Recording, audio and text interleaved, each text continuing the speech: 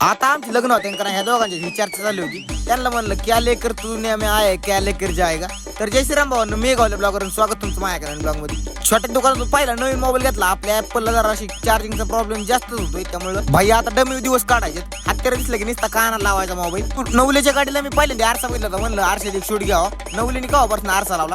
तर निलू भाऊचा बड्डे होता, पहिले निलू भाऊच्या वाढदिवसाच्या हार्दिक शुभेच्छा. भाई पार्टी चालू होती निलू भाऊच्या वाढदिवसाची. निलू भाऊ म्हणतात फुल रिटर्न हा ना, काय विषय नाही. नवले मोकार बाप करीत होते त्यांच्या. नवले म्हणलं पोटभर खाना मोकार धुमशी मी तुम्हाला इथं वाशेनेच हानी. नवले म्हणलं वाशेने हाना हानीचा काय विषय करू नका, कारण की मोकार तुम्हाला लोक भेटतात आधीच. निलू भाऊच्या वाढदिवसानिमित्त बिर्याणी खायला चिंबड्याचं स्पेशलिस्ट डॉक्टरला इन्व्हाइट केलं. तर निलू भाऊ म्हणले कोणाला नाही सोडायचं, आपल्याला सगळ्यांना खर्च द्यायचा आहे. परत म्हणले नाही पाहिजे आपल्याला कोणी खर्च नाही दिला. काही व्हिडिओ माझ्या जळकुट्यांपाशी जायला लागले, काय लिंबू मिरच्या करायला लागले. काही लिंबू मिरच्या करून तुमचं होणार नाही, कारण की मला गोळ्या ब्लॉगर म्हणतात तुमच्या एका लिंबूनी नका मिरचीने काहीच होऊ शकत नाही. तुम्हाला जर लिंबू मिरच्या करायला असेल ना, माझ्या समोर येऊन करा.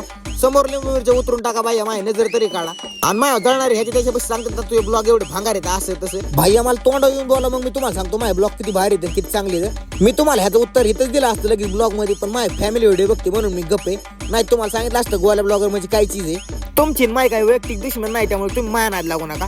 माझ्या नाद लागले मी आयुष्याची रांगोळी करून टाकेन. परत म्हणणार गोळ्या ब्लॉगर मी ही केलं ती केलं. मी ब्लॉग मध्ये विसरून जाईन माझी फॅमिली व्हिडिओ बघते म्हणून.